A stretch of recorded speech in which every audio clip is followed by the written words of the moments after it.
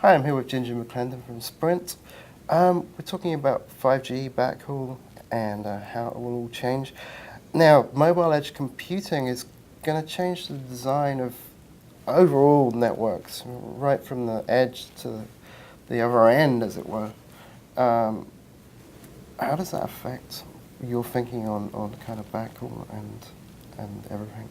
Sure. So we have a lot of enabling technologies that are allowing us to put that edge compute out there, partly to reduce the latency for the use cases that we see driving 5G, but also to become smarter. And with hyper-localization, putting aggregation and compute and some very thoughtful designs of network services out further and closer to where our users are going to be, will reduce the demands that 5G will create on the backhaul and into the deep parts of the network as well. And Sprint has always kind of used a mixture of fiber and microwave for WiMAX, 4G LTE, and do you see that changing as we get to 5G? 5G is obviously going to bring up the capacity requirements quite a bit.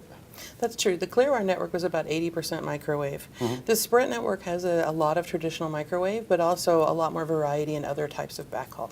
Dark fiber, lit fiber, Ethernet, those are still going to have a place in 5G as our use cases are very different, and coverage will dictate and cost, and the cost of ownership of the elements will still exist. But I think if we are smart about it, we can get the best ownership economics out of all of those technologies, and they'll continue to exist for a very long time.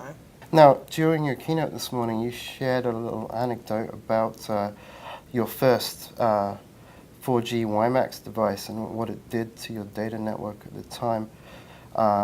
Maybe we can talk about that, but also, do you have a sense yet of what some of the main pressure points will be on the 5G network?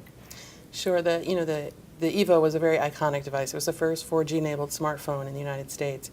And literally, the day we launched that device into the network, we watched data usage all over the country, every city, peak and spike in ways we never anticipated. And it was a big wake-up call for us that simply having a Netflix client preloaded on a device would bring that kind of an impact to our network. Because we always thought no one's going to look at a movie on a tiny little device like that. Nobody will want to do that.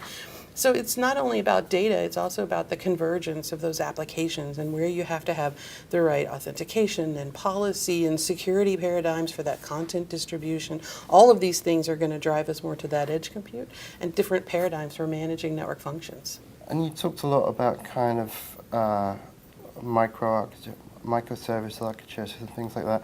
How does that affect the way you think about a transport layer for 5G? I think SDN goes a long way. Once we have the basics, and right now we're really focused on building the basics, automation, virtualization, software-defined networking. With 5G, that software-defined networking goes all the way through the RAN. It enables us to really differentiate the service offerings that carriers can do in a way we've never seen before. And it's a very complex paradigm to try to figure out where the best advantage is for those services as well. So I think we're going to be doing a lot of learning along the way as well.